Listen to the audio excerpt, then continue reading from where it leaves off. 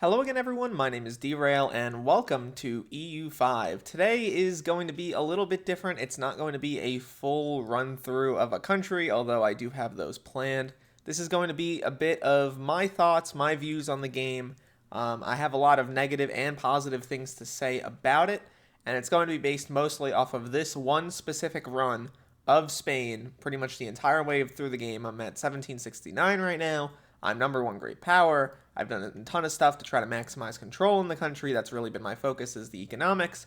And I wanted to give my thoughts because I feel like I do have some relevant things to say that I haven't heard a ton of other people talk about or articulate. The first thing I want to say is I really enjoyed this playthrough a lot. I'm excited to play a lot more EU5. I will be probably doing a bunch of videos, doing runs of this game. I'm not as good at this game as I would say I am at something like Vic 3 or even something like Hearts of Iron. This is still very new to me. This is still something I'm learning. So if I get anything wrong in this video, please let me know down below. I'm totally willing to take that feedback. Anyway, let's get into it. So in terms of the positives, I do have a lot to say here. First of all, even though I have now fully, automated everything related to production because the size of your country just gets so large to where if you don't do it, it's ridiculous. I really enjoyed the economic systems. I love the RGO system. I feel like everything in this game is set up in such a way that makes it feel so much deeper than Victoria 3 even is in a lot of ways, which is funny because Victoria 3 is supposed to be the economic simulator, you know what I mean? In some aspects, this game goes a lot further than, Victoria 3, notably in the amount of buildings that you can make and things you can build and all of these different things. I think it's excellently done. Very fun to play in the early and mid game. A little bit gameable. What I will say is right now, my RGOs, if I go over to them, I've gone with the solution to the playthrough to make a ton of money, which is just sending chilies over in the Colombian exchange. These are extremely strong. They make a ridiculous amount of money. If you want money in the mid game, get chilies from the Colombian exchange, send them to wherever you can, and just build them up. Because if you look at your trade income, you can see where the majority of my money is coming from, and it's all chili just the whole way down. So make sure you do that. That's a great way to make a crazy amount of money. Also prioritize your tax efficiency. That's going to increase your revenues. I feel like I did pretty good in terms of tax base. It was a while to get things going. I was really learning the building aspects of this game in the early game, so I wasn't building a lot, and that's why things were slow until I kind of figured that out in the mid game. Totally on me. But I really do like the economic systems. I love the military systems. I think things are great here. What I will say about the military is that you really need to prioritize it in terms of your advances, which is another system I really do like, but it's not really like EU4 at all, where you can kind of just, I'm going to get enough mana, and then I'm going to click the button, and then boom, I have an upgraded military. You really do have to focus on this, and it will drive a wedge into some of your other benefits. Like, you might have to decide, do I want to upgrade my military now to be ahead of everybody else, or do I want to go for, better companies, or do I want to go for, more naval range, or better dye mills, or glass mills, or furniture mills, so on and so forth, you know what I mean? That is really a choice you are going to have to actively make throughout your playthrough, which I like. It's not all in one like it was in EU4, where if you have a nation that's even half decent by the mid game, you're going to be hugely ahead of time, but everyone is going to be equally ahead of time, and therefore it's not really going to be that fun. You're going to have huge, totally massive armies that are just ridiculous, and it's just, to me, it's not really that exciting in terms of gameplay. In this game, even though I feel like I played fairly well, I was still threatened by France the whole way down. I eventually was able to beat France, but France is really a monster, I've got to say, especially in the mid-game when they take over all their subjects, and if they beat England, they can really get strong. So beating them was really, really enjoyable. I had a great time. I love the army mechanics. I love the frontage systems. I love everything related to balancing out units and having this reserve stuff. It's all very, very fun and very, very good. Moving on to more other aspects of the game, I guess. Diplomacy is good. I do have a problem, though, with the Spanish Union that I have here. So I got a union with Hungary in 1692, right? And I progressed through all of the union policies. I did everything possible to get more and more levels of integration, and I'm already on rapid unification of the crowns, and that's been going for about 20 years now. I will never have a chance to annex Hungary because they are simply too large, and it would take until 1916. From my understanding, there are basically no other things I could have done to make the annexation speed faster or to reduce the cost of annexing Hungary. And to me, that's just a little bit much. It's over 100 and something years, 130 years, 140 years to annex a country of this size. I just, like, from a historical standpoint, sure, whatever. From a gameplay standpoint, it just doesn't really feel the best. I would have loved to see more ways to diplomatically annex relatively large neighbors. It would be fine if I got some pushback for annexing Hungary. If other nations around me decided to join a coalition and saw that as a huge, antagonistic move, sure. Just the number being so large, and I wasn't able to see this number until I actually, finished all of the other, little laws that you had to pass. So can you imagine that after 50 years of passing all of these laws, which you need to wait 50 years for, in total, because of the requirements, it needs to be, or 40 years rather, and I think unification might be 50. It just kind of felt like a kick in the chest, you know what I mean? That I wasn't able to actually get this done. I know I'm complaining about it, and I probably shouldn't be able to do it, but I'm significantly stronger than Hungary even is. I just feel whatever about that. Something else I don't really feel the best about is colonization. You can tell because it's 1769, and I can't see the majority of my subjects' land. I don't like that at all. I don't know what I could do to see this land. I can't prepare any sort of expedition to go see this land whatsoever. My colonies are not allowed to show me this land. I don't think they can. I've looked up anything related to maps. The closest thing I could do is I could steal maps from them, but I can't do that really because I can't build a spy network in them because they are my subject from my understanding. I can't go and I can't build a spy network because, it doesn't work. I know it says that it might, but from my understanding, you're just not allowed to do that. And either way, the fact is, they're my subject. I shouldn't have to steal maps in the first place if that is the route. I would have to build up a spy network in literally every single one of my own subjects to get their maps, and that doesn't really feel great. Same thing goes for the middle of Asia. As you can see, we have basically no information about this region of the world. I think that's kind of ridiculous. It is 1769. Doesn't make a lot of sense. There needs to be some sort of passive way for you to learn about locations as time goes along. It doesn't have to be the full EU4, you know everywhere in 30 years, but as you trade more, as you do more, there should be information passed along, and there just isn't at the moment, and it doesn't feel great. In terms of colonization, it also doesn't really feel the best, especially towards the late game. I have a bunch of issues with colonial revolutions. I've done pretty much everything in my power to make my subjects love me. I've done pretty much everything I can. I've gotten all the techs. I've gotten all the upgrades. Doesn't matter. They think they can beat me in a fight, and therefore they will all be at 0 for the rest of the game and effectively useless in that regard. They're still sending me money every month, which I guess is pretty nice. They're giving me some amount of stuff. But they are slowly declaring independence, and then I have to run down there and do an independence war. There needs to be something more active about this system in terms of how the player is interacting with this, because for the moment, it's the moment Age of Revolutions kicks off, everybody hates you for the rest of the game, and there's not much you can do about it, and that isn't really that enjoyable if you decide to go full colonization like I did. In the future, what I will probably do is not bother with anything in the North and South of America, and just fully annex everything myself anyway, because that will increase my population, and that's probably more worth it in the long run, regardless. So that is my views on colonization. In terms of more general stuff with the AI, I definitely felt like Europe was pretty good in this game.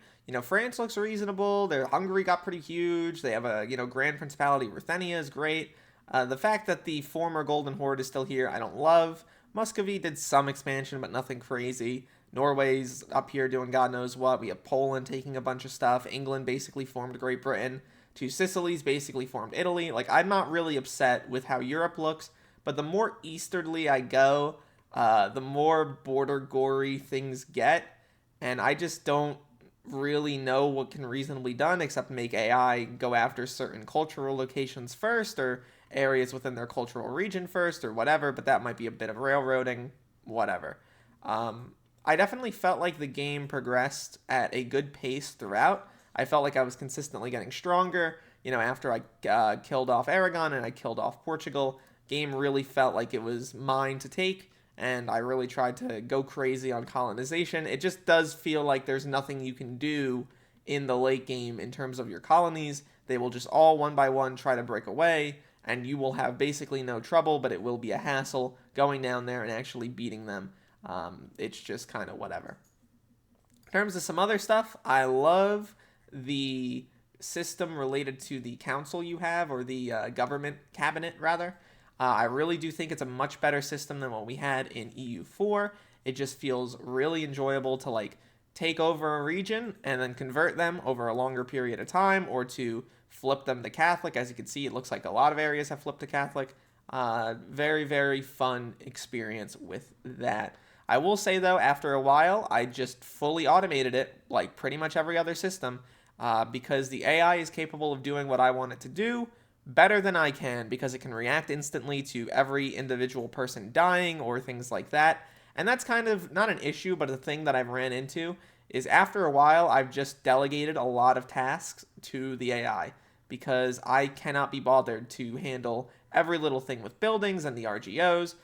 Research, I turned this on just to see what it would do, but it didn't really do anything, so it's kind of whatever. I liked handling all the research stuff and making sure that was set up. Laws and government reforms, I don't recommend you delegate to the AI. It can do some weird stuff. Same thing with your balance in general. Sometimes it feels like with the balance system, like if I turn this on and I take a few times, it'll start really pumping money. If I let it take a day, I think. Yeah, as you can see, it really pumps up money, but it obviously ruins your some of your aspects of your country that you may want. So I don't normally recommend that in a lot of situations, because it can definitely lead to some weird results. But still, I didn't really change that much. I guess it's actually, eating a lot of my treasury now that I think about it. But regardless, it's just one of those things where the AI will do some weird stuff to your nation. Yeah, that's really that. In terms of estates, I really did enjoy the estate system. I think it's really well set up. I love the systems of crown power. I really recommend that you get crown power as much as possible in the early and mid game, because it really does, A, increase the efficiency of your cabinet, but it also increases your trade income, which is huge. It's extremely important. So make sure you do that, as well as your parliament base support. You want to get that as high as possible. The value system, I didn't mess with too much. It was fun, though. It was really enjoyable to work around this. I tried to go for things that I felt were good for what I was going for, which was a mercantilist sort of trading empire. Innovative is just so good, by the way. This is just completely busted for how useful it is. Not just because of the institution cost, but also the max literacy. Getting your max literacy up is what allows you to get more research progress, meaning you're able to stay ahead of time pretty much wherever you can. I even, towards the late game, delegated out, army and navy construction. This was just so that the game would basically build the boats for me. It's just the type of thing where you're able to delegate out so many tasks. I wanted to be able to run this game in 4 or 5 speed. I don't usually like micromanaging every little aspect of my nation, especially, after 40 hours in a campaign. One could call that giving up, and maybe I should have moved on to a new one, but I think the AI did a pretty good job, and I liked experimenting with a lot of these features, because I think they actually did a good job on the automation stuff. And I think that if you're someone who's kind of scared of playing a game like this because you're like, oh my god, it's too much for me, it's not that bad. Just, delegate out things that you want to. You're never shameful for delegating things out. It's okay. And the game does a good job of it. I also recommended, or at least I personally did, delegate out exploration colonies after a while, because towards the mid game, you have 17 locations or regions, I guess, that you're able to access by some sort of expedition or exploration. And it can be a nightmare to set up every single one, make sure it's going from a location in your market that has the proper resources, because if it doesn't, you are not going to be able to get that done. It's going to be stalled. As you can see, there's a lot of conquistadors here, which I liked experimenting with, but I probably wouldn't use them again in the future. But yeah, those are all stalled. It's just, I don't know. It's a little finicky in that regard. You've got to make sure that the new regions that you're conquering also have the ability to produce the stuff that you would want in order to actually get conquistadors. As you can see, a lot of this stuff is locked off because it needs horses, and you would need to bring that over in the Colombian exchange, and that would be a whole deal. In terms of other stuff related to the game, I'm definitely excited to do more series style content. Want to do a Bohemia run, want to form the HRE. I probably will do a France. Hungary sounds fun. I want to do a Muscovy into Russia. But I definitely think there are some things that should be resolved or added in the near future. Something else I wanted to talk about, I would love to see, there's a road builder, and I love the road builder. This thing, I spend half my time in this menu because I love it, because it increases your proximity. I think this is really strong because towards the mid game, as you can see, my crown power is crazy in all of these areas. I have a huge amount of control just because of all of the benefits here related to proximity, which, proximity looks pretty damn good towards the late game. I would love to see something similar, but for upgrading rural locations into towns and then into cities. Because I have all of these rural locations. This place makes wool, so maybe I shouldn't upgrade it or whatever. Actually, a better example would be this place. I don't want to upgrade it because it produces livestock. But I would love some sort of macro builder thing that looks at all of these locations. It shows me by RGO and population how big they are. And if they're not, a food production related place, I should be able to just upgrade it. You know what I mean? Like if, for example, I find a place, like this place is iron, right? It's Madrid. All right, I should be able to make that into a town because that's going to improve my my control of that area, and that's going to be, more beneficial for me. So on and so forth for a lot of these locations. It's just going to be finicky if you're playing a large country to go in and individually upgrade every single area, but I ended up doing that for my capital region, and it looks pretty good. I've got to say, once you get this all to 100, and then you build all the railroads, it's extremely fun to look inward at the nation. Very, very enjoyable. So my overall thoughts on EU5 as a whole are pretty good, like extremely positive. I know I've been kind of talking some negative stuff in this game, or in this video, I guess, and that's kind of on me. I do have the negative thoughts, are much more clear and coherent than I think a lot of the positives are, especially since it's my first full playthrough of a country, and I didn't get early access or anything like that, so I wasn't playing, months in advance. But I've really enjoyed my time. Something else I will say, though, is that some of the things on the top bar are a little bit useless to me, and I would love to be able to toggle them on and off. For example, buildings missing employees, nothing I can do about that. RGOs, same deal. Truce is expiring soon, sure, whatever. Repairing slowly in terms of ships, okay, maybe. Some of these other things I just feel like are kind of whatever, and I would love to be able to get rid of them after a while. Like unhappy estates, I don't need to see this because I could just look here and I see it. Like there's no reason for me to see this specifically because I can view it up here. I'd love to be able to toggle that off. Same thing for, hostile pirates. There's nothing I can do about this. Like, you think I'm going to send ships to every single one of those locations there? No way. Not happening. So on and so forth. That's kind of nitpicky, though. I'm not really going to go in super depth about that. I've enjoyed my time playing so far, and I'm very excited to play more. And I hope some of the stuff related to, your colonies, getting a bunch of locations and not being able to show them to you gets resolved, because I would love to actually see what the world look like. Look at this. This is so cool over here. Look at that. The Chagatai Horde got a huge amount of land over here. We have Punjab, which is doing relatively well as well. And it looks like actually Vietnam is doing pretty crazy as well, conquering a bunch of land here. But I have no idea about this because, it's 1769 and my country just has no ability or trading or anything with these regions, which I just feel like is a little silly. I guess logistically what you're meant to do is you're supposed to literally go in and steal the maps of every single one of these countries. But because there's so many different locations in this game and regions in this game, and you can only steal one region at a time from my understanding, it can really get, out there in terms of, actually it's not even regions, it would be areas. Yeah, it would really be a lot. Maybe I'm missing something. If I am, please let me know, because I would love to be wrong about this. But yeah, I mean, the experience was good and I had a great time. Anyway, the next video will probably be an actual playthrough. Let me know what country you would love to see me play. I will not have a video as good as what people like Connor are doing. I'm watching already, Connor Vic 3 is already crazy good in that game, and I watch him play, Vic 3, and then he's playing this, and he's even crazier. I don't know how that guy does it. I don't know. He has just complete mastery of all the mechanics already. It's nuts. It's very impressive. But yeah, I would love to hear what you guys think. What do you want me to do next? I will try my best. And yeah, I don't really have much else to say. So thank you, and goodbye, and like and subscribe.